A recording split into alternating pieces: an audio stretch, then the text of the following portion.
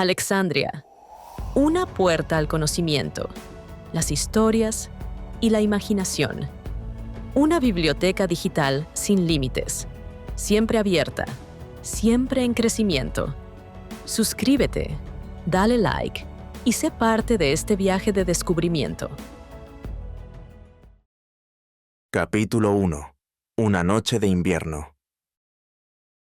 La ciudad de Ginebra se encuentra en el extremo occidental del lago que lleva su mismo nombre. El Ródano, que atraviesa la ciudad en la salida del lago, la divide en dos secciones, y él mismo se ve dividido en el centro de la urbe por una isla situada en mitad de la corriente. Un rasgo topográfico como este se encuentra con frecuencia en los grandes depósitos de comercio e industria. No cabe duda de que los primeros habitantes se vieron influidos por la facilidad de transporte que ofrecían las rápidas corrientes fluviales, esas carreteras que avanzan por sí solas, según la expresión de Pascal. En el caso del Ródano, sería el camino que corría a lo largo. Antes de que se levantaran nuevos y regulares edificios en esta isla, encerrada como una galera holandesa en medio del río, la curiosa aglomeración de casas, amontonadas unas sobre otras, ofrecía una encantadora confusión a la vista. La pequeña extensión de la isla había obligado a construir algunas de las viviendas como encaramadas sobre las pilastras, que se enmarañaban en las embravecidas corrientes del río. Las enormes vigas, ennegrecidas por el tiempo y desgastadas por las aguas, parecían las garras de un cangrejo gigantesco, y ofrecían un aspecto fantástico. Los hilillos amarillos, que semejaban telas de araña tendidas entre aquellas antiguas bases, temblaban en la penumbra, como si fuesen las hojas de un viejo bosque de robles, mientras el río, engullido en esa selva de pilotes, espumaba y rugía con lúgubre estrépito. Una de las casas de la isla destacaba por su curioso aspecto envejecido. Era la morada del viejo relojero, el maestro Zacarius, cuya familia se componía de su hija Gerande, de Oberton, su aprendiz, y de su anciana sirvienta Scholastique. No había en Ginebra hombre que despertase tanto interés como este Zacarius. Su edad resultaba imposible de determinar. Ni el habitante más anciano de la ciudad podía decir desde cuándo aquella cabeza fina y puntiaguda se mecía sobre sus hombros, ni el día en que, por vez primera, había recorrido las calles con su larga cabellera blanca, flotando al viento.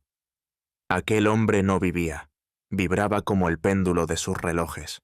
Su figura, enjuta y macilenta, vestía siempre de tonos oscuros. Como en los retratos de Leonardo da Vinci, se le podría haber dibujado en negro. Gerande tenía la habitación más agradable de la casa, desde cuya angosta ventana contemplaba, animada, los picos nevados del Jura. Pero el dormitorio y el taller del anciano ocupaban una especie de caverna al ras del agua, cuyo suelo descansaba sobre las vigas. Desde tiempos inmemoriales, el maestro Zacarius no salía de allí más que a la hora de comer y cuando iba a dar cuerda a los diversos relojes de la ciudad. El resto del tiempo lo pasaba en su banco de trabajo, cubierto de numerosos instrumentos de relojería, la mayoría inventados por él mismo. Porque era un hombre habilidoso, sus obras se valoraban en toda Francia y Alemania. Los mejores artesanos de Ginebra reconocían sin reparo su superioridad y proclamaban que honraba a la ciudad diciendo: «A él le corresponde la gloria de haber descubierto el escape». En efecto, el nacimiento de la verdadera relojería data del invento que, no muchos años antes, el talento de Zacarius había sacado a la luz. Después de trabajar laboriosamente durante horas, Zacarius guardaba lentamente sus herramientas, cubría con campanas de cristal las delicadas piezas que había ajustado y detenía la activa rueda de su torno. Luego levantaba una trampilla disimulada en el piso de su taller y, agachándose, aspiraba durante largo rato los densos vapores del Ródano, que rugía bajo sus ojos. Una noche de invierno, la anciana sirvienta Scholastique sirvió la cena, que, según costumbre, ella y el joven oficial compartían con su señor. El maestro Zacarius no probó bocado, a pesar de que la comida cuidadosamente preparada para él se le ofreció en un hermoso plato azul y blanco. Apenas respondió a las dulces palabras de Guerande, quien sin duda notaba el silencio de su padre, y ni el parloteo de la propia Scholastic resonó más en sus oídos que el fragor del río, al que tampoco prestó la menor atención. Tras aquella callada velada, el viejo relojero se levantó de la mesa sin besar a su hija ni pronunciar el buenas noches habitual para todos. Salió por la angosta puerta que conducía a su escondrijo, y la escalera crujió bajo sus pesados pasos al descender. Guerande, Aubert y Scholastic se quedaron sentados unos minutos sin hablar. Aquella noche se presentaba sombría. Las nubes se apoyaban pesadamente en los Alpes y amenazaban con lluvia. El duro clima de Suiza imprimía un aire de tristeza, mientras el viento del sur aullaba alrededor de la casa con lúgubre silbido. «Mi querida señorita», dijo por fin Scholastic, ¿no habéis notado que nuestro amo lleva varios días enfermo? ¡Santo cielo! Sé que no tiene apetito porque las palabras se le quedan en la boca y haría falta un diablo con mucha maña para arrancarle una sola. Mi padre arrastra una pena secreta que ni siquiera puedo adivinar, respondió Guerande con una honda inquietud pintada en el rostro. Señorita, no dejéis que la tristeza inunde vuestro corazón. Conocéis las manías del maestro Zacarius. ¿Quién descifraría sus pensamientos ocultos al observar su cara? Sin duda alguna fatiga lo ha abatido, pero mañana, arrepentido de haber causado pena a su hija, lo habrá olvidado todo. Fue Aubert quien habló así, mirando a Guerande con ternura. Aubert era el primer aprendiz que el maestro Zacarius había admitido a la intimidad de sus trabajos, pues apreciaba su inteligencia, discreción y bondad de corazón. Y aquel joven se había unido a Guerande con la profunda devoción propia de un noble espíritu. Guerande tenía 18 años de edad. Su rostro ovalado recordaba al de las ingenuas vírgenes que aún se veneran en las esquinas de las antiguas calles de Bretaña. Sus ojos revelaban una inmensa sencillez. Uno habría podido amarla cual la más dulce encarnación del ensueño de un poeta. Su indumentaria era de colores discretos, y el lino blanco que rodeaba sus hombros tenía el matiz y el aroma propios de los paños de iglesia. Llevaba una existencia mística en Ginebra, que aún no había caído en la sequedad del calvinismo. Mientras, de mañana y de noche, rezaba en latín sus oraciones en el misal guarnecido de hierro, Guerande había descubierto también un sentimiento oculto en el corazón de Aubert Thun, y comprendía cuán honda era la devoción que aquel joven oficial sentía por ella. En verdad, para él todo el universo se reducía a la casa de aquel viejo relojero, y pasaba todo su tiempo cerca de la joven en cuanto dejaba el taller del padre, tras concluir su jornada. La anciana Scholastic veía todo esto, pero no decía nada. Su locuacidad se agotaba de preferencia en los males del tiempo y en los pequeños contratiempos de la casa. Nadie trataba de detener aquel torrente. Era con ella como con las cajitas de música que se fabricaban en Ginebra. Una vez puestas en marcha, habría que romperlas para impedirles que interpretaran hasta la última de sus melodías. Al ver a Guerande inmersa en un silencio melancólico, Scholastic dejó su vieja silla de madera, colocó un cabo de vela en el extremo de un candelero, lo encendió y lo puso junto a una pequeña virgen de cera, guarecida en su hornacina de piedra. Era costumbre en la familia arrodillarse ante aquella Madonna protectora del hogar doméstico y rogar por su benévola vigilancia durante la noche que llegaba. Pero aquella vez, Guerande permaneció silenciosa en su asiento. Bueno, querida señorita, dijo Scholastic, asombrada. Ya hemos cenado y es hora de acostarse. ¿Por qué cansar la vista trasnochando? Ah, Santa Virgen, mucho mejor dormir y hallar un poco de consuelo en sueños felices. Con estos tiempos detestables que corren, ¿quién puede prometerse un día afortunado? ¿No deberíamos llamar a un médico para mi padre?, preguntó Guerande. ¡Un médico!, exclamó la vieja sirvienta. ¿Cuándo ha prestado atención el maestro Zacarius a sus pamplinas y pretenciosos discursos? Él aceptaría remedios para los relojes, pero no para el cuerpo. ¿Qué podemos hacer entonces?, murmuró Gerande. ¿Habrá vuelto a trabajar o estará descansando? Gerande, respondió suavemente Aubert. Alguna preocupación le atormenta, nada más. ¿La conoces tú, Aubert? Tal vez, Gerande. Dínosla, entonces, exclamó con vehemencia Scholastic, apagando la vela con un gesto que denotaba su afán de economizar. Desde hace varios días, Gerande, prosiguió el joven aprendiz, está sucediendo algo del todo incomprensible. Todos los relojes que tu padre ha construido y vendido durante ciertos años, de pronto se han parado. Muchos de ellos han sido devueltos.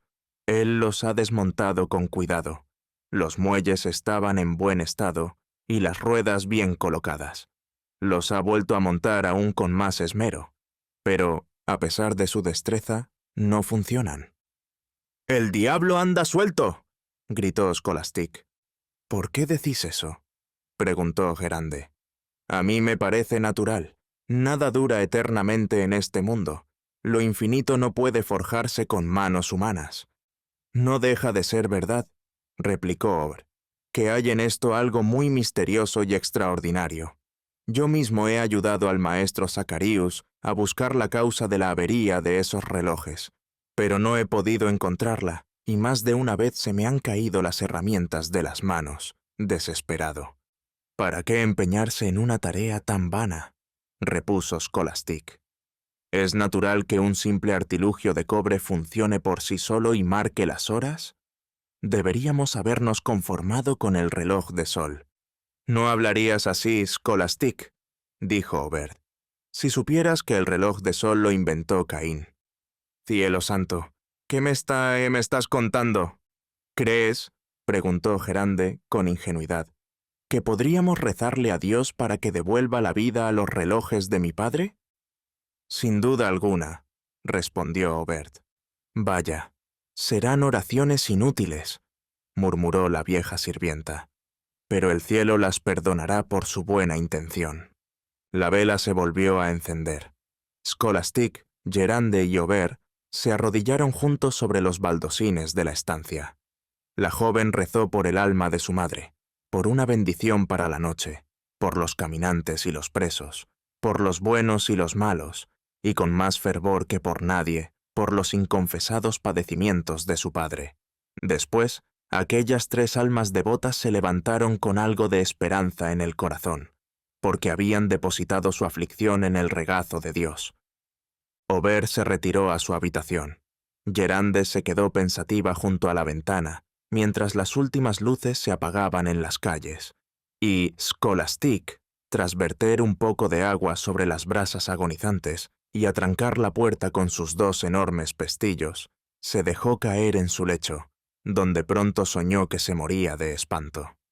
Mientras tanto, arreciaban los horrores de esa noche de invierno. A ratos, al girar en los remolinos del río, el viento se hundía entre los pilotes y la casa entera se estremecía y crujía. Pero la joven, absorta en su congoja, solo pensaba en su padre. Tras oír lo que Aubert le había contado, la dolencia del maestro Zacarius adquiría a sus ojos proporciones fantásticas, y se le antojaba que aquella existencia, tan querida para ella, volcada ya en lo puramente mecánico, no conseguía avanzar sobre sus gastados goznes sin un supremo esfuerzo. De pronto, el postigo del alero, sacudido por el vendaval, golpeó contra la ventana de la habitación. Gerande dio un respingo y se puso en pie sin comprender la causa de aquel ruido que deshacía su ensimismamiento. Cuando se calmó un poco, abrió el batiente. Las nubes se habían roto y un aguacero torrencial repiqueteaba sobre los tejados vecinos. La muchacha se asomó para sujetar el postigo, zarandeado por el viento, pero no se atrevió. Parecía que la lluvia y el río, al aunar sus aguas furiosas, estuvieran anegando la frágil vivienda, cuyas tablas crujían por doquier. Habría corrido a refugiarse fuera de su cuarto, pero vio en lo bajo el temblor de una luz que parecía proceder del refugio del maestro Zacarius, y en una de esas pausas en que los elementos guardan un repentino silencio, oyó sonidos lastimeros. Intentó cerrar la ventana, mas no pudo. El viento la rechazaba con violencia, cual si fuera un ladrón que se empeñara en irrumpir en la casa. Guerande creyó enloquecer de terror. ¿Qué hacía su padre? Abrió la puerta y ésta se le escapó de las manos, cerrándose de un portazo con la fuerza de la tempestad. La joven avanzó, pálida y con el corazón en un puño, a través de la oscura sala donde habían cenado, hasta llegar de puntillas a la escalera que conducía al taller de su padre, y bajó, llena de congoja. El anciano relojero se encontraba en pie en medio de la pieza, resonante con los bramidos del río. Su pelo, erizado, le daba un aspecto siniestro. Hablaba y gesticulaba sin ver ni oír nada. Guerande se quedó inmóvil en el umbral. «¡Es la muerte!», decía con voz cavernosa el maestro Zacarius. «¡Es la muerte! ¿Para qué vivir más, si he esparcido mi existencia por toda la tierra? Porque yo, el maestro Zacarius, soy en verdad el creador de todos los relojes que he fabricado. He encerrado una parte de mi propia alma en cada una de esas cajas de hierro, plata u oro. Cada vez que uno de esos malditos relojes se detiene, siento que mi corazón deja de palpitar, pues los regulé con el latido de mi pecho». Mientras hablaba así, con semejante extravío, el anciano dirigía la vista a su banco de trabajo. Sobre él estaban las piezas de un reloj que había desmontado minuciosamente. Tomó una especie de cilindro hueco, denominado tambor, en el que va alojado el muelle, y lo extrajo. Pero en lugar de distenderse, según dictan las leyes de la elasticidad, el muelle permaneció enrollado sobre sí mismo, como una víbora adormecida. Parecía anudado, al modo de los ancianos impotentes cuya sangre se ha helado tiempo atrás. El maestro Zacarius intentó en vano desenroscarlo con sus dedos huesudos, cuyas sombras parecían agrandarse en la pared. Por fin, con un escalofriante aullido de angustia y rabia, lo arrojó por la trampilla al ródano embravecido. Guerande, con los pies clavados en el suelo, permaneció sin resuello ni movimiento. Quiso acercarse a su padre, pero no pudo. Visiones de vértigo se apoderaron de ella. De repente, escuchó en la penumbra una voz que susurró a su oído. «Guerande, querida Guerande, todavía te tiene despierta la congoja. Vuelve a tu cuarto, te lo ruego. La noche está helada». «Ober», murmuró la joven. «¿Tú? ¿No he de preocuparme por lo que te atormenta?», le respondió en tono dulce. Esas suaves palabras llevaron de nuevo la sangre al corazón de la muchacha. Se apoyó en el brazo de Ober y le dijo: «Mi padre está muy enfermo, Ober. Solo tú puedes curarlo, pues esta dolencia de la mente no cederá ante el consuelo de su hija. Su espíritu se halla enajenado por una obsesión bien comprensible, y, trabajando con él para reparar los relojes, lo harás recobrar la cordura». «Ober», prosiguió, «¿no es cierto que no es verdad que su vida esté ligada a la de sus relojes?». Ober no contestó. «¿Es que el oficio de mi padre está condenado por Dios?», preguntó Guerande, temblando. «No lo sé», dijo el aprendiz, tomando entre las suyas las frías manos de la joven. «Pero regresa a tu aposento, pobre Guerande, y recobra esperanza con el sueño». Guerande volvió lentamente a su habitación y allí permaneció hasta el amanecer, sin que el sueño cerrara sus párpados. Entretanto, el maestro Zacarius, siempre mudo e inmóvil, continuaba contemplando el río, que se arremolinaba con furia a sus pies. Hola, si te ha gustado nuestro audiolibro, no olvides suscribirte al canal. Necesito tu apoyo para seguir trayéndote más audiolibros. Gracias de antemano por tu apoyo. Capítulo 2. El orgullo de la ciencia. La severidad del comerciante de Ginebra en asuntos de negocios se ha vuelto proverbial. Es rígidamente honorable y sumamente justo. Qué vergüenza debía de sentir entonces el maestro Zacarius al ver que regresaban de todas partes aquellos relojes que él había construido con tanto esmero. Resultaba indudable que estos relojes se habían detenido de golpe, sin causa aparente. Las ruedas estaban en buen estado y bien fijadas, pero los muelles habían perdido toda elasticidad. En vano se esforzaba el relojero en sustituirlos. Las ruedas continuaban inmóviles. Aquellas inexplicables averías perjudicaban mucho al anciano. Sus nobles inventos habían suscitado más de una vez sospechas de brujería, que ahora parecían confirmarse. Estos rumores llegaron a oídos de Gerande, y ella temblaba con frecuencia por su padre, al notar las miradas malintencionadas que se dirigían hacia él. Sin embargo, la mañana siguiente a aquella noche de angustia, el maestro Zacarios pareció reanudar su tarea con cierta confianza. El sol matinal le infundió algo de ánimo. Aubert se apresuró a reunirse con él en el taller y recibió un buenos días afable. «Me encuentro mejor», dijo el anciano. «No sé qué extraños dolores de cabeza me atacaron ayer, pero el sol los ha ahuyentado del mismo modo que a las nubes de la noche». «En verdad, maestro», respondió Aubert, «no me gusta la noche ni para usted ni para mí». «Y tienes razón, Aubert. Si alguna vez te conviertes en un gran hombre, comprenderás que el día te resulta tan necesario como el alimento.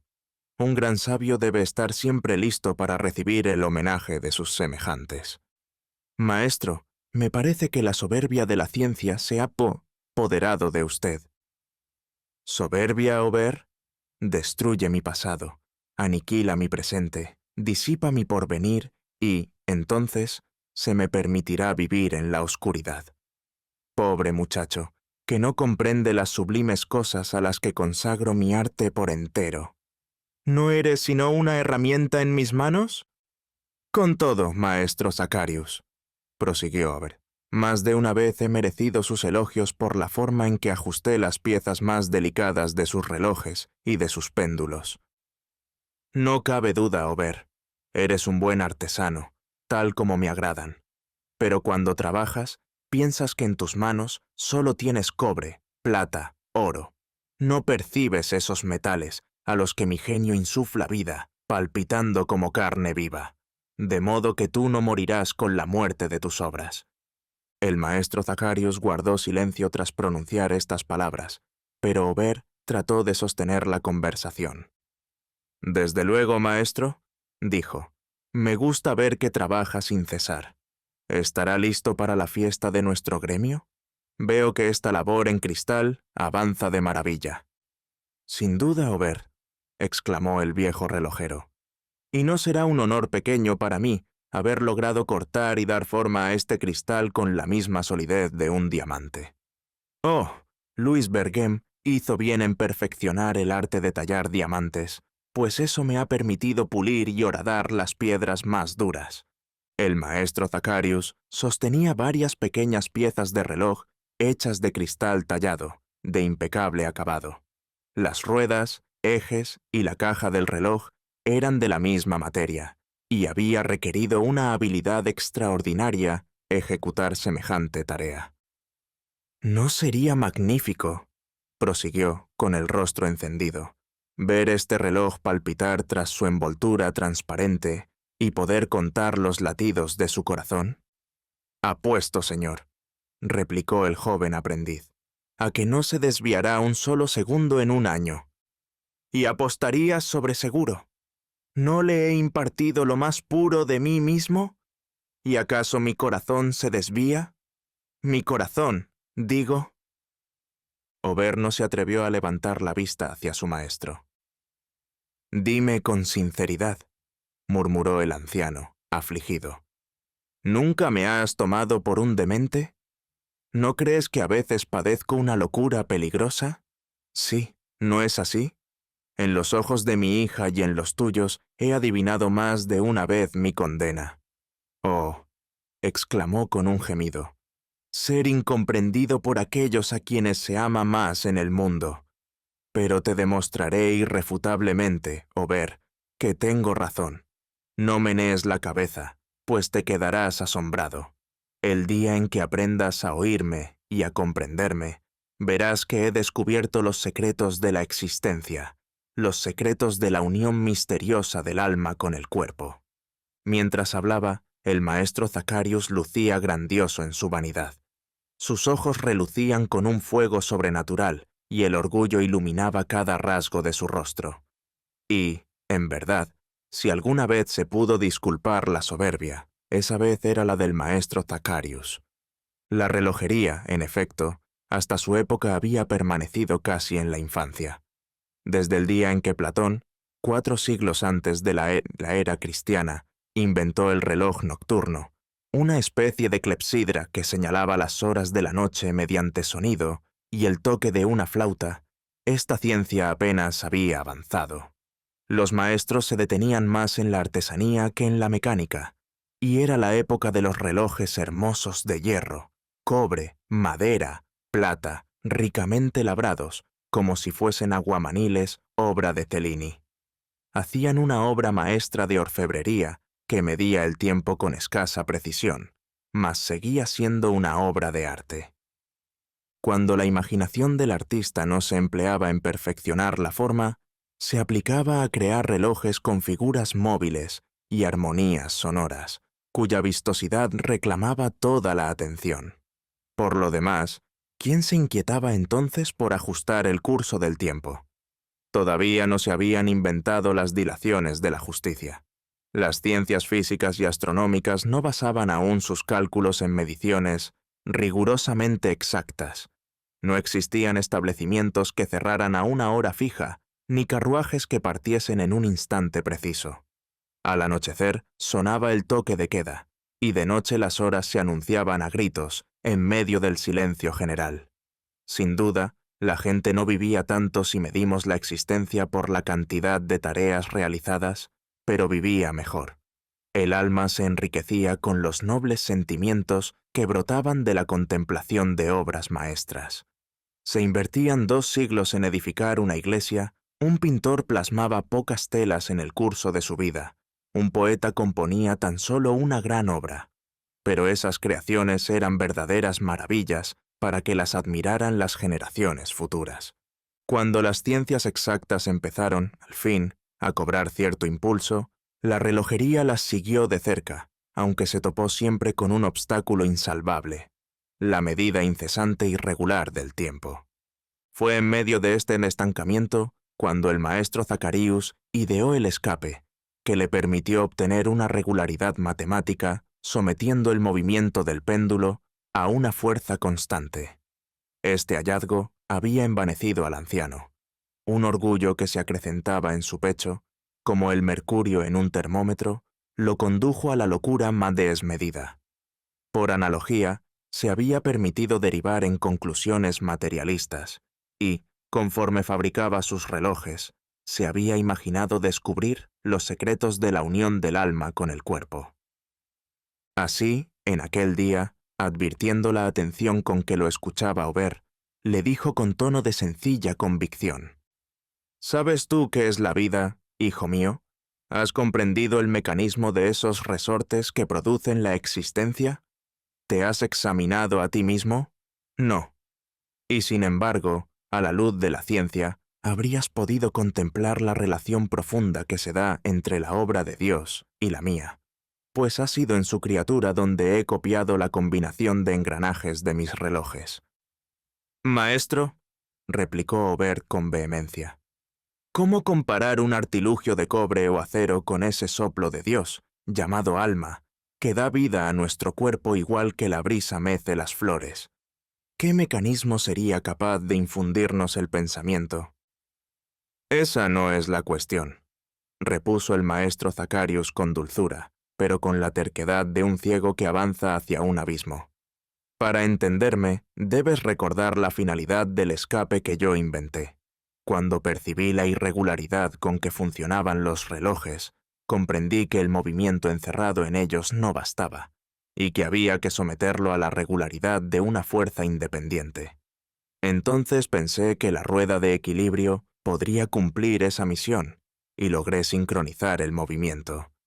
Y ahora, ¿no fue una idea sublime la que tuve al devolverle su fuerza perdida gracias a la acción del propio reloj que se sometía a ella para regularse? Aubert hizo un gesto de asentimiento. Ahora, Aubert, prosiguió el anciano exaltándose, posa la mirada en ti mismo. ¿No comprendes que en nosotros existen dos fuerzas distintas, la del alma y la del cuerpo? Es decir, un movimiento y un regulador. El alma es el principio vital, es, pues, el movimiento. Sea que lo origine un peso, un resorte o una influencia inmaterial, no deja de residir en el corazón.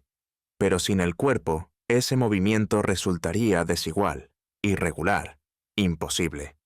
Así, el cuerpo regula el alma y como la rueda de equilibrio, se halla sometido a un compás invariable. Y es tan cierto que uno enferma cuando la bebida, el alimento, el sueño, en suma, las funciones del cuerpo, dejan de estar debidamente ajustados. Igual que en mis relojes, el alma devuelve al cuerpo la fuerza que se pierde en sus oscilaciones.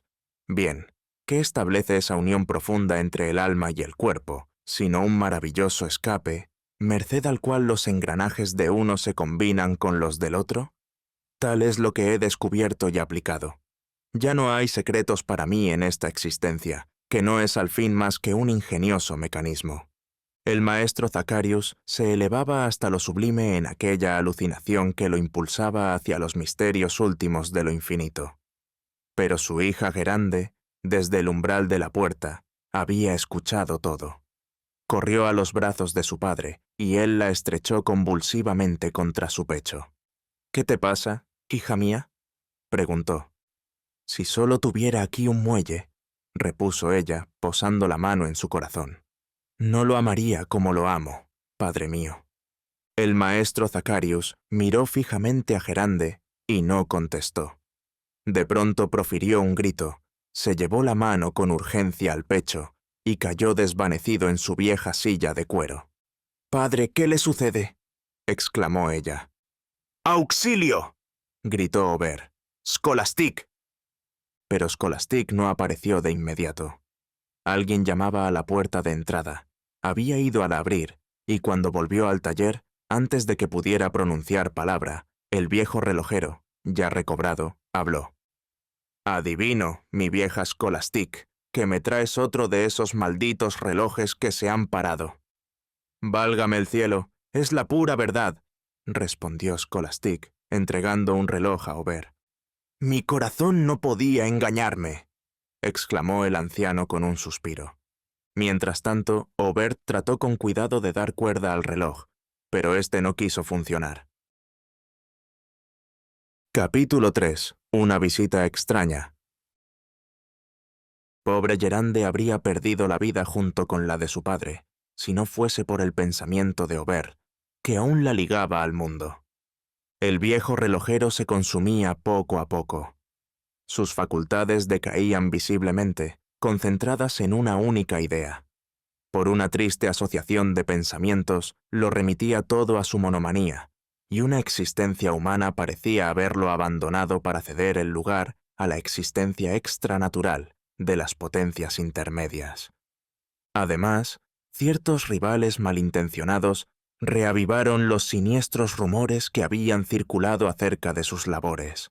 La noticia de las extrañas averías que padecían sus relojes causó un efecto profundo en los maestros relojeros de Ginebra.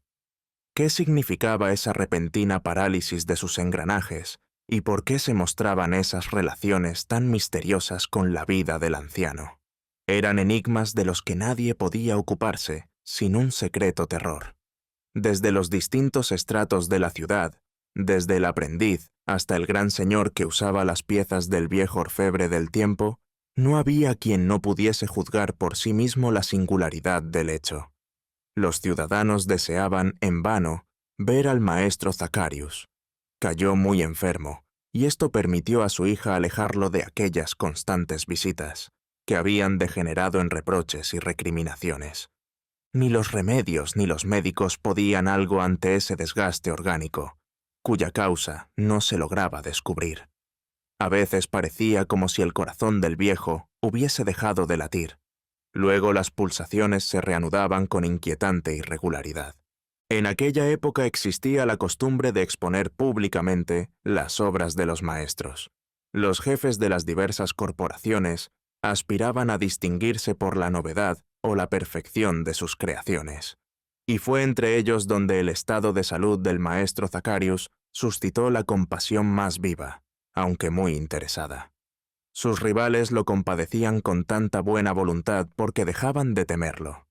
No olvidaban sus días de gloria, cuando exhibió sus magníficos relojes con figuras móviles, sus repetidores que despertaban una admiración general y se vendían a elevados precios en las ciudades de Francia, Suiza y Alemania. Entretanto, gracias a los cuidados constantes y afectuosos de Guérande y de Aubert, sus fuerzas parecieron recobrar algo de vigor, y, en la tranquilidad que le procuraba aquella convalecencia, logró desprenderse de las ideas que lo habían obsesionado. Apenas pudo andar, su hija lo sacó de la casa, aún asediada por clientes descontentos. Aubert se quedó en el taller, ajustando y volviendo a ajustar inútilmente los relojes rebeldes, y el pobre muchacho, sin encontrar explicación alguna, se cubría a menudo el rostro con las manos, temeroso de enloquecer, como su maestro. Guérande condujo a su padre a los paseos más agradables de la ciudad. Apoyado en el brazo de la joven, a veces recorrió el barrio de Saint-Antoine, desde donde se divisa la colina de Colony y el lago. En las mañanas despejadas alcanzaban a ver en el horizonte los picos gigantescos del monte Bouet. Guérande señalaba aquellos lugares a su padre, que apenas recordaba ya ni sus nombres. Su memoria divagaba y mostraba un infantil interés al aprender de nuevo cuanto se había borrado de su mente. El maestro Zacharius se apoyaba en su hija, y las dos cabezas, una blanca como la nieve y la otra de rubios cabellos, se unían en un mismo rayo de sol. Así, llegó un momento en que el anciano relojero advirtió por fin que no estaba solo en el mundo. Cuando contempló a la joven y adorable hija que tenía, y asimismo, viejo y abatido, pensó en que, tras su muerte, ella quedaría sin sustento ni amparo. Varios de los jóvenes artesanos de Ginebra habían pretendido ya el afecto de Guérande, pero ninguno había logrado traspasar el impenetrable retiro del hogar del maestro. Era, pues, natural que, durante aquella tregua de lucidez, el anciano se inclinara por Aubert Thun. Una vez que le asaltó esa idea, notó que aquellos dos jóvenes habían crecido con las mismas creencias y convicciones, y que, según afirmó cierto día a Solastic, las oscilaciones de sus corazones eran isócronas. La vieja sirvienta, encantada hasta lo indecible con esta palabra, aunque no la entendía, juró por su santa patrona que la difundiría por toda la ciudad en menos de un cuarto de hora. Al maestro Zacharius le costó calmarla, pero logró que prometiera guardar sobre ese asunto un silencio que jamás se le había conocido. Así, aunque Guérande y Aubert lo ignoraban, todo Ginebra comentaba ya sus próximas nupcias. Pero sucedía también que, mientras las buenas gentes hablaban, a menudo resonaba una risa extraña, y una voz decía: «Guérande no se casará con Aubert». Si los curiosos se volvían, descubrían tras ellos a un viejecillo completamente desconocido. ¿Cuál era la edad de tan singular personaje? Nadie lo habría determinado. Se adivinaba que debía de haber existido varios siglos, y nada más. Su cráneo ancho y plano reposaba en unos hombros cuya amplitud igualaba la altura de su cuerpo, que no pasaba de 3 pies. Habría sido un excelente soporte para un péndulo, pues la esfera habría encontrado de manera natural su lugar en el rostro, y la rueda de escape se habría balanceado a sus anchas en el pecho. Su nariz, delgada y puntiaguda, podía haberse tomado por el gnomon de un reloj solar. Sus dientes, muy separados entre sí, parecían los dientes de un engranaje y rechinaban bajo sus labios. Su voz tenía la sonoridad metálica de una campana y se le escuchaba palpitar el corazón como un tic-tac. Andaba con bruscos movimientos, sin volverse jamás. Si alguien lo seguía, comprobaba que caminaba 1 legua por hora y que su recorrido adoptaba un trazado casi circular. Este ser insólito no llevaba mucho tiempo deambulado, o mejor dicho, girando alrededor de la ciudad, pero ya se había observado que cada día, cuando el sol pasaba por el meridiano, se detenía ante la catedral de Saint-Pierre y reanudaba su marcha en cuanto habían sonado las 12 campanadas del mediodía. Salvo en ese preciso instante, parecía tomar parte en todas las conversaciones en que se mencionaba al viejo maestro, y la gente se preguntaba con pavor qué relación podría mediar entre él y el maestro Zacarius. Se notaba asimismo que no perdía de vista al anciano y a su hija durante sus paseos.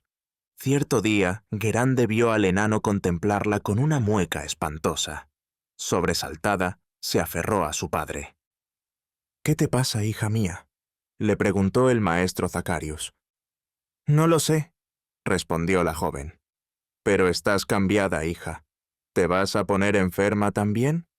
«Ah, bueno», añadió con una sonrisa triste. «Entonces cuidaré yo de ti y lo haré con ternura». «Oh, padre, no será nada. Tengo frío y creo que se debe a...» «¿A qué, Guerande?». «A la presencia de ese hombre que siempre nos sigue», contestó en voz baja. El maestro Zacarius se volvió hacia el extrañísimo anciano. «En verdad, marcha bien», dijo con aire satisfecho. «Marca precisamente las 4. No tengas miedo, hija mía. No es un hombre, es un reloj». Guerande miró a su padre con terror. ¿Cómo podía el maestro leer la hora en el semblante de aquel engendro? «A propósito», continuó el anciano sin darle más importancia. «Hace días que no veo a Aubert». «No nos ha dejado, padre», dijo Guerande, cuyos pensamientos se dirigieron hacia un rumbo más apacible. «¿Qué hace entonces?». «Trabaja». «Ah», exclamó el anciano. «Trabaja en reparar mis relojes, ¿no es cierto? Pero no lo conseguirá nunca, pues no les hace falta arreglo, sino resurrección». Guerande guardó silencio. «Tengo que saber», añadió el viejo, «si han traído más de esos malditos relojes sobre los que el diablo ha desencadenado este mal». Tras pronunciar estas palabras, cayó en un mutismo absoluto hasta que llamó a la puerta de su casa. Y, por primera vez desde su convalecencia, bajó a su taller, mientras Guerande se retiraba con pesar a su habitación.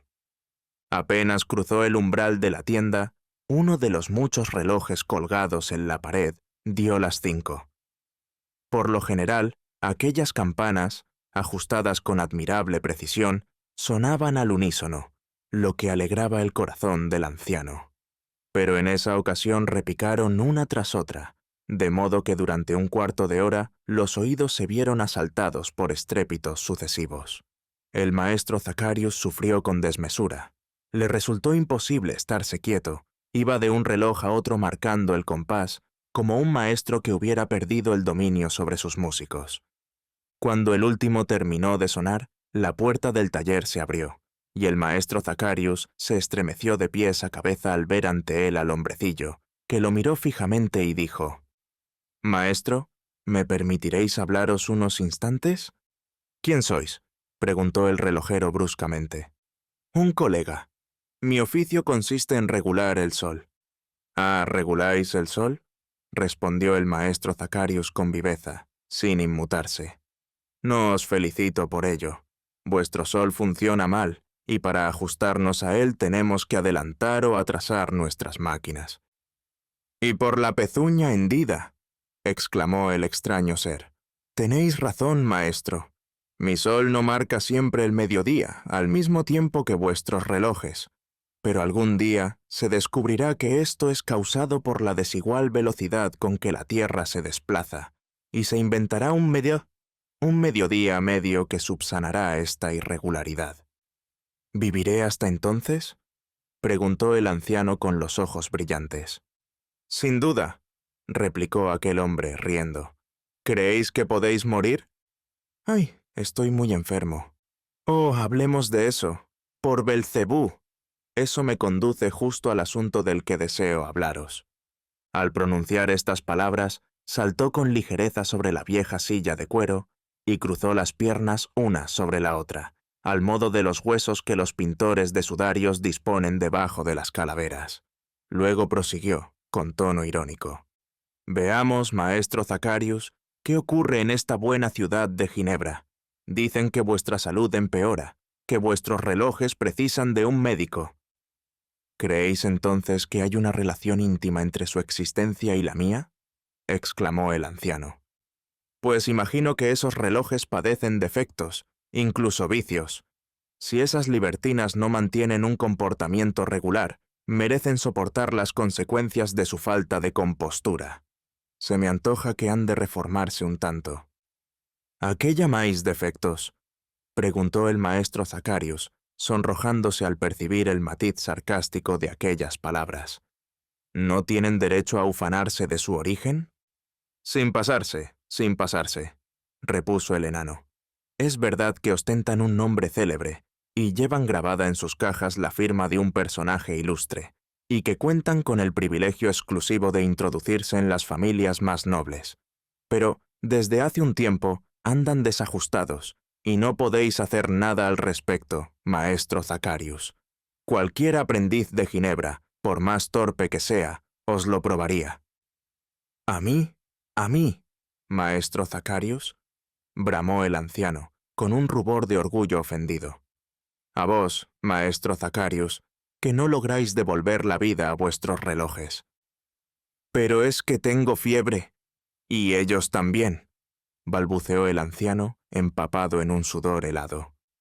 Está bien, morirán con vos, puesto que no podéis restituir un poco de elasticidad a sus muelles. ¿Morir? No, pues vos mismo me lo habéis dicho. Yo no puedo morir.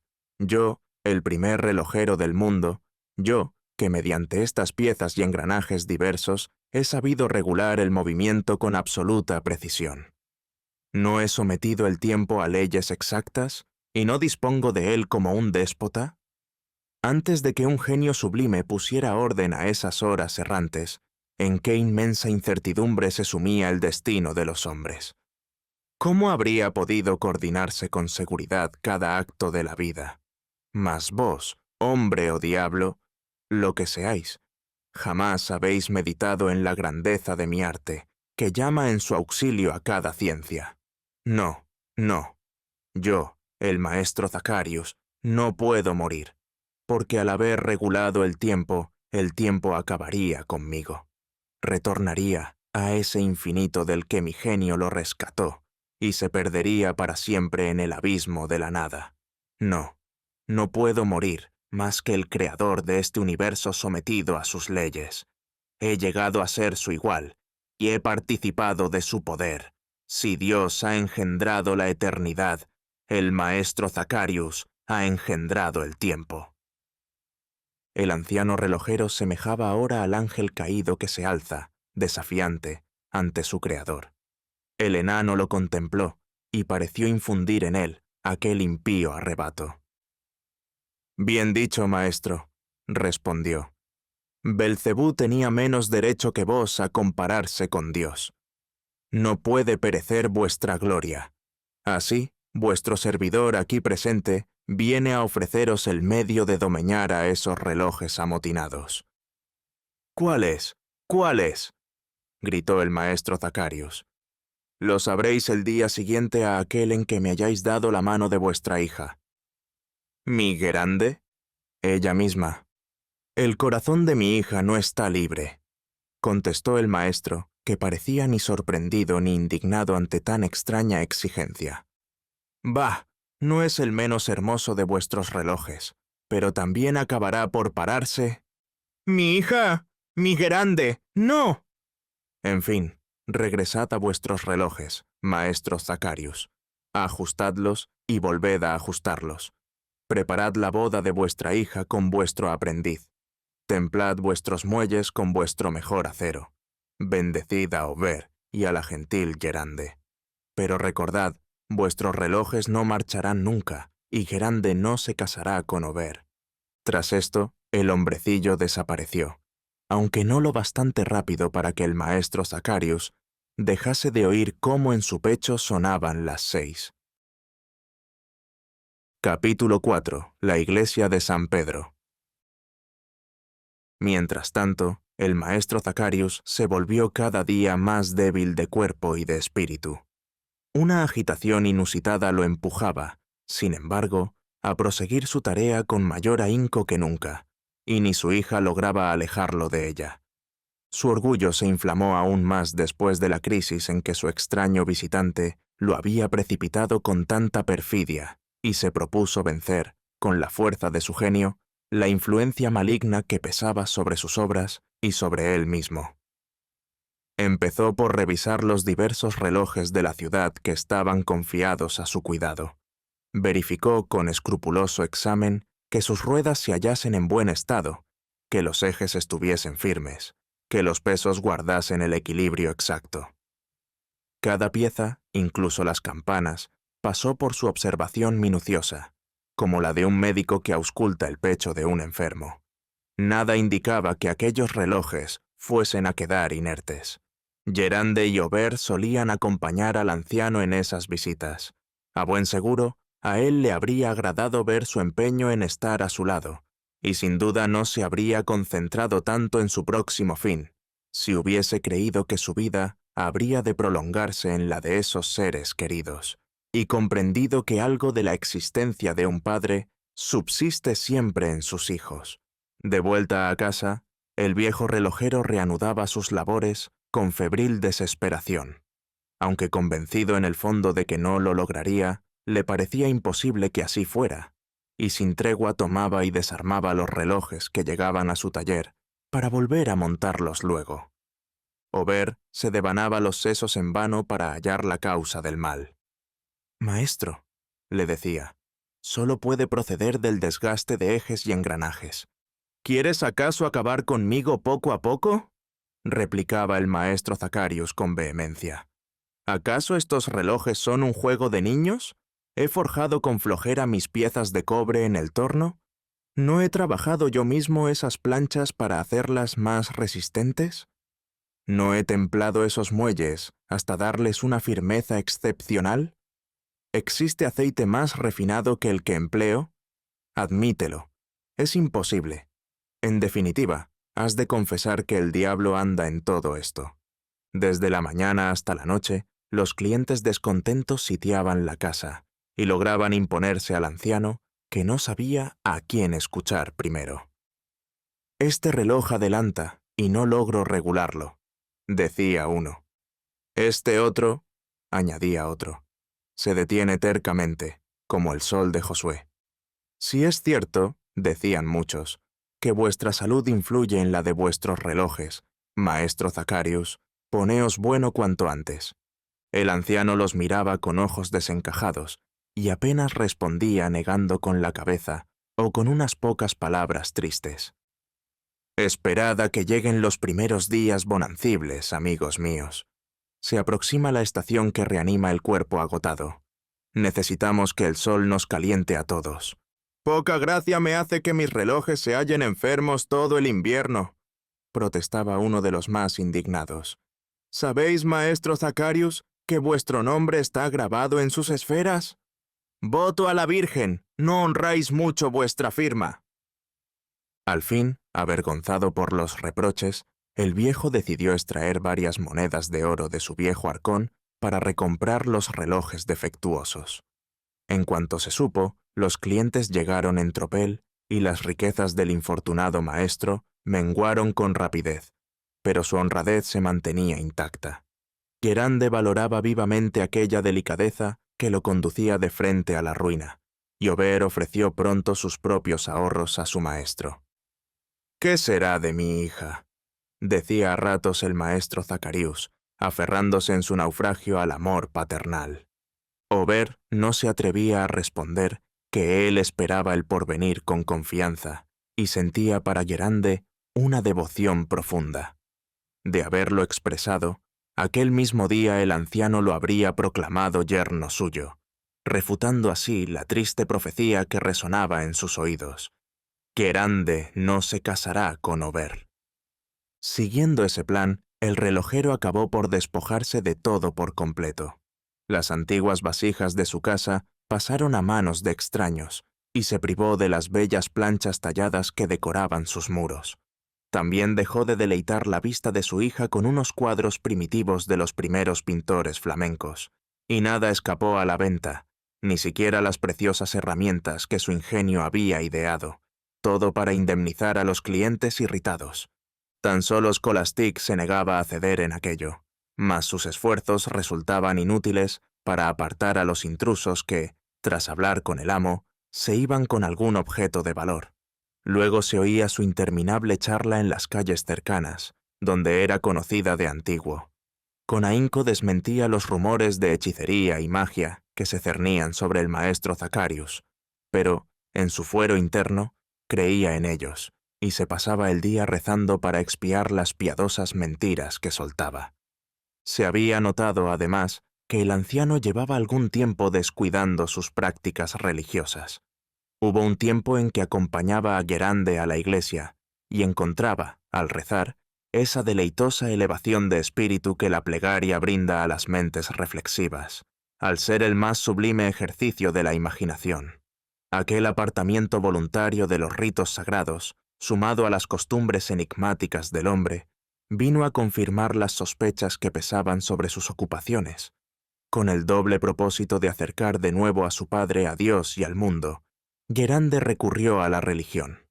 Pensaba que le infundiría un soplo de vida a su alma, agonizante. Pero los dogmas de la fe y la humildad topaban en la mente del viejo con un orgullo invencible y chocaban con la soberbia de quien reduce todo a sí mismo, sin alzarse a la fuente infinita de donde surgen los primeros principios. Bajo esas circunstancias, la joven emprendió la misión de convertir a su padre, y su influjo resultó tan eficaz que el relojero se comprometió a asistir a la misa mayor en la catedral el domingo próximo. Guerande sintió un gozo inmenso, como si el cielo se le abriera. La vieja Scholastic no cabía en sí de júbilo, y se creyó armada de pruebas irrefutables contra las lenguas envenenadas que hablaban de impiedad. Corrió a contárselo a vecinos, amigos, enemigos y hasta a desconocidos. «En verdad, dudamos de lo que nos decís, dama Scholastic», respondían. «El maestro Zacarius siempre se ha entendido con el diablo». «¿No habéis contado, pues», decía ella indignada, «las soberbias campanas que tocan en los relojes de mi señor? ¿Cuántas veces han marcado las horas de la oración y la misa?» «Cierto, mas ¿no ha ideado máquinas que funcionan sin auxilio y que desempeñan la tarea de un verdadero hombre?» «¿Podría un hijo del diablo?», respondía la sirvienta airada, «haber hecho ese espléndido reloj de hierro del castillo de Andernach, que la ciudad de Ginebra no tuvo suficientes caudales para comprar?» Cada hora aparecía un piadoso lema, y un buen cristiano que lo siguiese al pie de la letra iría derecho al paraíso. ¿Eso os parece obra del diablo? Aquel ingenio, fabricado muchos años atrás, había colmado de renombre al maestro Zacarius. Sin embargo, incluso entonces se habían levantado voces acusándolo de brujería. Mas, al menos, su ida a la catedral acallaría a las lenguas maliciosas. El maestro, quien sin duda había olvidado la promesa hecha a su hija, se marchó al taller. Luego de convencerse de su impotencia para devolver la vida a los relojes, se propuso ver si era capaz de fabricar algunos nuevos. Abandonó los fallidos intentos y dedicó toda su pasión al reloj de cristal, destinado a ser su obra cumbre. Mas, en vano usó sus mejores herramientas y empleó rubíes y diamantes contra la fricción. El artefacto cayó de sus manos cuando trató de darle cuerda por vez primera. El anciano ocultó este hecho a todos, incluso a su hija, pero, a partir de ese momento, su salud se resintió con rapidez. Quedaban tan solo las postreras oscilaciones de un péndulo que aminora su marcha cuando nada renueva su energía inicial. Parecía como si las leyes de la gravedad, actuando directamente en él, lo arrastrasen hacia la tumba. Llegó por fin el domingo tan anhelado por Guerande. Despuntó un día espléndido y la temperatura animaba a la gente, que cruzaba las calles charlando alegremente del retorno de la primavera. Guerande, tomando con ternura el brazo del anciano, se encaminó hacia la catedral, y Scholastic seguía tras ellos con los misales. La gente los miraba con curiosidad. El maestro Zacharius se dejaba conducir como un niño, o, mejor, como un ciego. Los fieles de Saint-Pierre se asustaron al verlo entrar y se replegaron a su paso. Ya resonaban los cánticos de la misa solemne. Guerande se dirigió a su escaño habitual y se arrodilló con piadosa sencillez. El anciano permaneció de pie, inmóvil, junto a ella. El rito se desenvolvía con la majestuosa solemnidad de aquella fervorosa época, pero el relojero no tenía fe. No clamó implorando compasión divina con el Kyrie, no elevó su canto en el Gloria in excelsis para proclamar las maravillas de las alturas celestiales. Ni la lectura del Evangelio lo sacó de sus reflexiones materialistas, ni se acordó de unirse a la alabanza del credo. Aquel viejo orgulloso se quedó inmóvil, tan insensible y callado como una estatua. Incluso en el instante sagrado en que la campana anunciaba el milagro de la transubstanciación, no inclinó la cabeza, sino que miró de frente la hostia sagrada, alzada por el sacerdote sobre las cabezas de los fieles. Guerande observaba a su padre con los ojos anegados en lágrimas. Fue entonces cuando el reloj de Saint-Pierre dio las 11:30. El maestro Zacharius volvió la vista hacia aquel vetusto mecanismo que aún latía. Le pareció que su esfera lo escrutaba fijamente. Los guarismos de las horas resplandecían como trazos de fuego, y las agujas lanzaban destellos eléctricos desde sus puntas. Terminada la misa, se esperaba el rezo del Angelus al mediodía, y los sacerdotes aguardaban, delante del altar, a que aquel reloj marcase la hora. En unos instantes la plegaria subiría a los pies de la Virgen. Pero, de pronto, se oyó un chirrido áspero. El maestro Zacharius lanzó un alarido desgarrador. La hoja del reloj, llegada al 12, se había detenido de súbito, y el mecanismo no dio la señal. Guerande acudió junto a su padre. Se había desplomado sin sentido, y lo sacaron a la calle.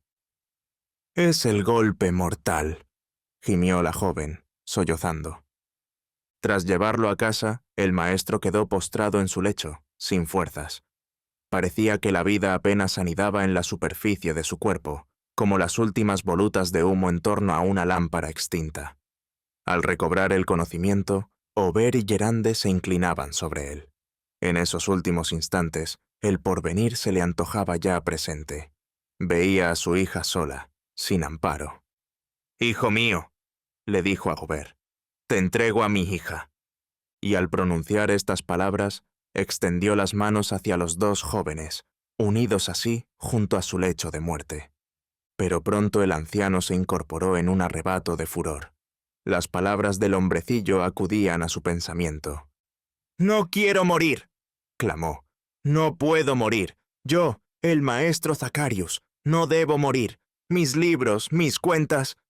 Con esto saltó de la cama para acercarse a un registro donde apuntaba el nombre de sus clientes y los objetos vendidos.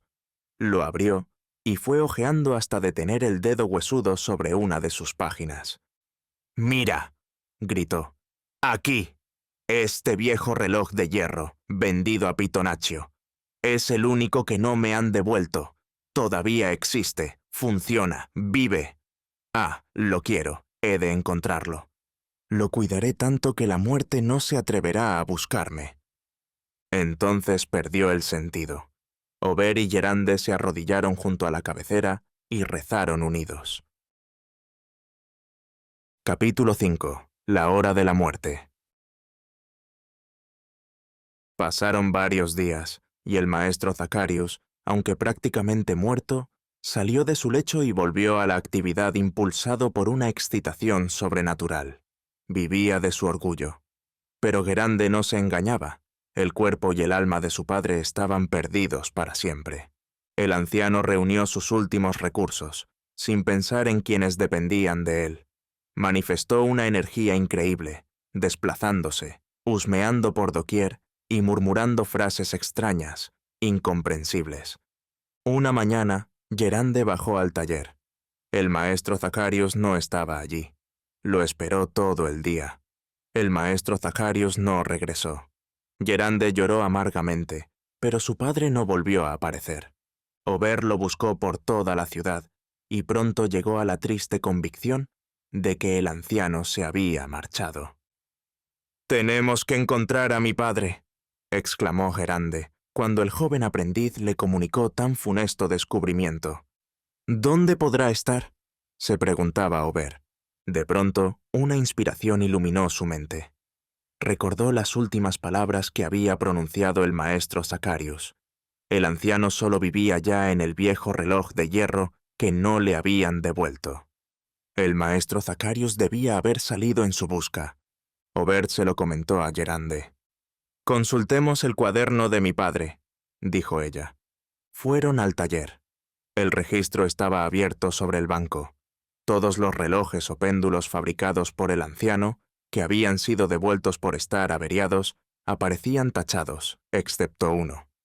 Vendido al señor Pitonaccio, un reloj de hierro con campana y figuras móviles, enviado a su castillo de Andernach. Era aquel reloj moral del que Scholastic había hablado con tanto entusiasmo. «¡Mi padre se encuentra allí!», exclamó Gerande. «Partamos enseguida», añadió Ober. «Quizás aún podamos salvarlo». «No para esta vida», murmuró la joven, «pero al menos para la otra». «Con la ayuda de Dios, Gerande». El castillo de Andernach se yergue en la garganta de las Dents du Midi, a 20 horas de Ginebra. ¡En marcha! Aquella misma tarde, Ober y Gerande, seguidos por la vieja sirvienta, emprendieron el camino a pie por la orilla del lago Leman. Durante la noche avanzaron 5 leguas sin detenerse ni en Besinge, ni en Hermance, donde se alza el célebre castillo de los alcaldes. Atravesaron con dificultad el torrente del Drance, y en todas partes indagaron sobre el maestro Zacarius, convencidos enseguida de que seguían su rastro. A la mañana siguiente, al despuntar el día, tras dejar atrás Thonon, llegaron a Evian, desde donde se divisa el territorio suizo a lo largo de 12 leguas. Pero los dos prometidos no repararon en aquella maravillosa panorámica. Caminaron sin tregua, impulsados por una fuerza sobrenatural. Ober, apoyado en un bastón nudoso, ofrecía alternativamente su brazo a Gerande y a Scholastic, haciendo grandes esfuerzos por sostener a sus compañeras. Los tres hablaban de su pesar, de sus esperanzas, y así recorrieron la bella ruta que bordea el agua y cruza la estrecha llanura que une la ribera del lago a las estribaciones del chalet. No tardaron en llegar a Bouveret, donde el Ródano penetra en el lago de Ginebra. Al salir de allí, se apartaron de la orilla, y su fatiga se acentuó en aquellas comarcas montañosas. Bionaz, Chesset, Colombay, pequeñas aldeas medio desaparecidas, quedaron atrás muy pronto. Entretanto, sus rodillas se aflojaban, y sus pies se herían con las puntiagudas piedras que cubrían el suelo como un matorral de granito. Pero ni rastro del maestro Zacarius. Había que encontrarlo de todos modos, y los dos jóvenes no buscaron descanso ni en las deshabitadas chozas ni en el castillo de Montaï, que con sus dominios formaba el patrimonio de Margarita de Saboya. Por fin, al anochecer, exhaustos, alcanzaron el eremitorio de Notre-Dame-du-Sex, ubicado al pie de las Dents du Midi, a 600 pies sobre el Ródano. El ermitaño los acogió, cuando ya la noche cerraba. No habrían podido avanzar ni un paso más, y allí debían reposar. El anacoreta no pudo darles noticia alguna sobre el maestro. Resultaba casi imposible que continuara con vida en aquellos tristes páramos. La noche era oscura, el viento bramaba en las cumbres, y las avalanchas se desplomaban rugiendo desde los peñascos escarpados. Ober y Gerande, acurrucados ante el fuego del ermitaño, le expusieron su desventura. Sus capas, cubiertas de nieve, se secaban en un rincón, mientras afuera, el perro del anacoreta ladraba tristemente, mezclando sus aullidos con los de la tempestad. «El orgullo», dijo el ermitaño a sus huéspedes, «ha destruido a un ángel destinado al bien. Es la piedra de tropiezo contra la que tropieza el destino del hombre. No se puede razonar con el orgullo, que es la base de todos los vicios, pues, por su misma esencia, el orgulloso se niega a escuchar. Solo queda rezar por vuestro padre. Los 4 se arrodillaron, mas de pronto los ladridos del perro se hicieron más fuertes, y alguien golpeó la puerta de la ermita. «¡Abrid, en nombre del diablo!». La puerta cedió ante los golpes, y un hombre despeinado, con ojos desorbitados y ropas desastradas, irrumpió en la estancia. «¡Padre mío!», gritó Guerande. Era el maestro Zacarius. «¿Dónde me encuentro?», dijo. «En la eternidad. El tiempo ha concluido. Las horas ya no suenan. Las agujas se han parado». «Padre», respondió Guerande con una emoción tan profunda que el anciano pareció retornar al mundo de los vivos. «¿Estás aquí, Guerande?», exclamó. «Y tú, Aubert, oh, mis dulces prometidos, os vais a casar en nuestra vieja iglesia». «Padre», dijo Guerande, aferrándole el brazo, «volved con nosotros a Ginebra, volved a casa». El viejo se soltó del abrazo de su hija y corrió hacia el umbral, donde la nieve caía en grandes copos. «¡No nos abandonéis!», clamó Aubert. «¿Para qué volver?», dijo con tristeza, «a lugares que mi existencia ha dejado ya atrás, y donde una parte de mí mismo ha sido enterrada para siempre». «Vuestra alma no está muerta», repuso el ermitaño con tono solemne. «¿Mi alma? Oh, no. Sus ruedas giran perfectamente. Siento cómo late de modo regular. Vuestra alma es inmaterial, vuestra alma es inmortal», insistió con severidad el anacoreta. «Sí, como mi gloria, pero se halla prisionera en el castillo de Andernach, y quiero volver a verla». El ermitaño se santiguó. Scholastique permaneció casi inerte. Aubert sostenía a Guerande. «Padre, no vayáis allí. Quiero mi alma es mía». «¡Detenedlo! ¡Sujeten a mi padre!», gritó la joven. Pero el relojero ya había cruzado el umbral y se hundía en la noche, exclamando: «¡Mía, mía, mi alma!». Guerande, Aubert y Scholastique lo siguieron. Avanzaron por caminos abruptos, mientras el anciano corría desbocado como una tempestad, empujado por una fuerza incontenible. La nieve sacudía el aire, mezclándose con la espuma de los torrentes desbordados. Cerca de la capilla levantada en memoria de la matanza de la legión tebana, se santiguaron con apremio. Del maestro Zacarius no había ni rastro. Por fin divisaron el caserío de Ebionaz, enclavado en medio de aquella tierra estéril, un panorama que ablandaría el corazón más duro. El anciano siguió adelante y se adentró en la oscura garganta de las Dents du Midi, cuyas cumbres agudas rasgaban el cielo. No tardó en erguirse ante él una ruina, vieja y lúgubre como las peñas de su base. «Allí, allí está», exclamó apurando aún más su carrera. El castillo de Andernach era ya entonces una ruina. Una torre gruesa y desmoronada se alzaba sobre él, pareciendo amenazar con su desplome a los vetustos tejados de abajo. Grandes escombros formaban un conjunto lúgubre. Surgían amplios salones oscuros, con techos hundidos, hoy guarida de víboras. Una poterna baja y angosta, abierta sobre un foso lleno de cascotes, franqueaba la entrada. Nadie impedía el paso. Un patio amplio y tenebroso se ofreció ante sus ojos. Nadie los detenía. Siguieron una especie de plano inclinado que conducía a un corredor, cuyas bóvedas parecían desterrar la luz con su peso. Nadie se lo impedía, y así avanzaron Guerande, Aubert y Scholastique, pegados a los pasos del anciano, que parecía guiado por mano invisible, y caminaba con prisa enloquecida. Llegaron ante una puerta apolillada que se desplomó con un golpe, al tiempo que los murciélagos describían círculos sesgados en torno a sus cabezas. No tardaron en penetrar en una inmensa sala, la mejor conservada. Unos grandes paneles esculpidos, en los que se veían serpientes, espectros y extraños engendros entrelazados, cubrían sus muros. Diversos ventanucos largos y estrechos, cual saeteras, vibraban bajo las ráfagas del vendaval. El maestro Zacarius, apenas hubo alcanzado el centro del recinto, lanzó un grito de júbilo. Sobre un soporte de hierro, fijado a la pared, se alzaba el reloj en que se concentraba ya toda su existencia. Aquella incomparable joya representaba una antigua iglesia romana con arbotantes forjados, con su maciza torre campanario, que contenía un carillón completo para la antífona del día, el ángelus, la misa, las vísperas, las completas y la bendición. Encima de la puerta del templo, que se abría a la hora de los oficios, destacaba un rosetón, en cuyo centro avanzaban 2 agujas, y el arco de la ojiva reproducía, esculpida en relieve, la docena de horas de la esfera. Entre la puerta y el rosetón, tal como dijera Scholastic, aparecía un precepto alusivo al empleo de cada momento del día, grabado en una placa de cobre.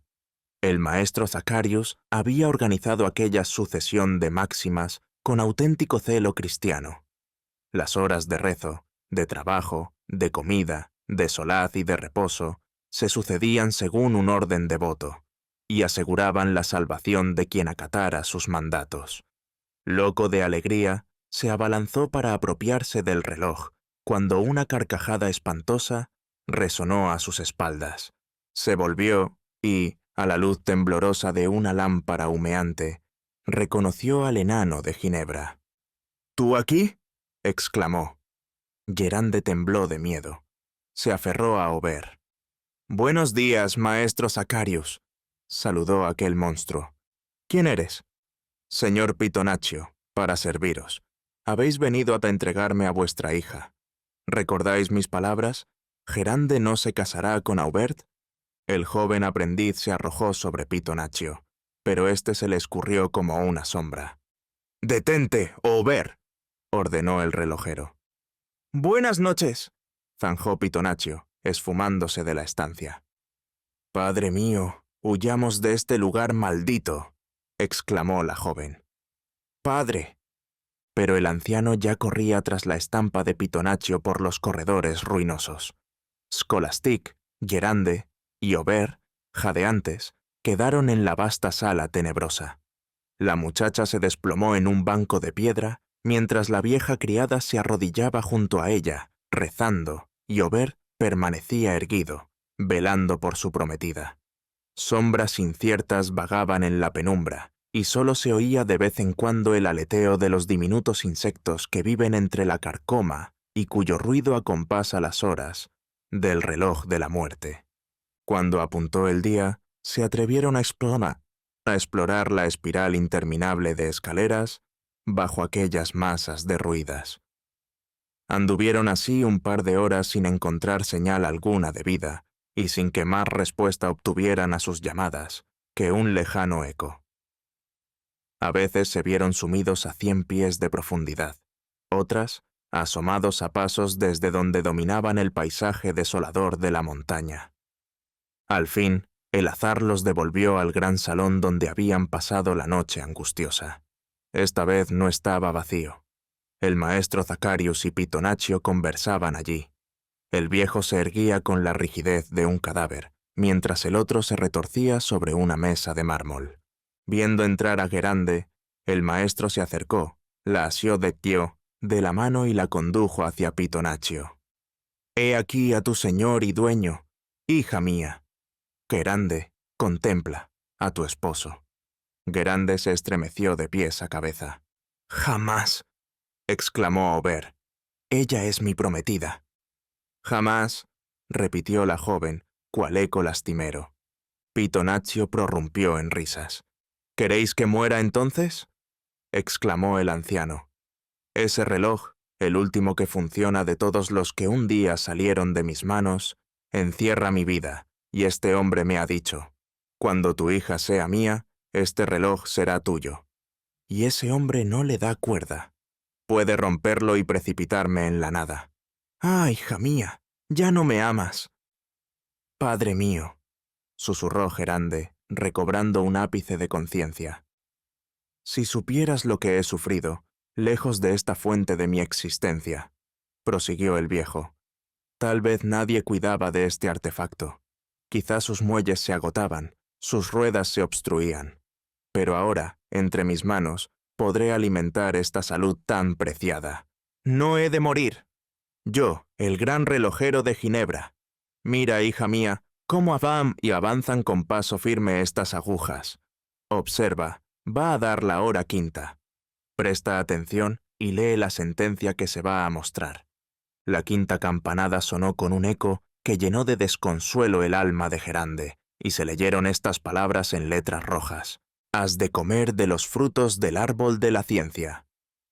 Aubert y Gerande se miraron, atónitos. Ya no eran los piadosos versículos del relojero católico. Algún aliento satánico había debido modificarlos. Mas Zacharius, sin reparar en ello, proseguía. «¿Oyes, Gerande? Vivo, sigo viviendo. Escucha mi respiración, mira cómo fluye la sangre por mis venas. No, no querrás matar a tu padre, y aceptarás a este hombre por esposo, para que yo sea inmortal y logre al fin el poder de Dios».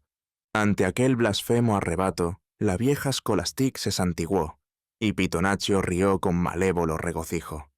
«Y entonces, Gerande, serás feliz con él. Observa a este hombre. Es el tiempo. Tu vida se organizará de modo infalible.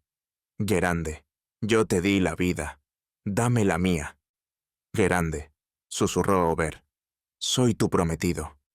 «Es mi padre», contestó ella con un hilo de voz, medio desfallecida. «Es tuya», dijo el relojero. «Pitonaccio, cumple tu promesa». «Aquí tenéis la llave del reloj», respondió el ser abominable.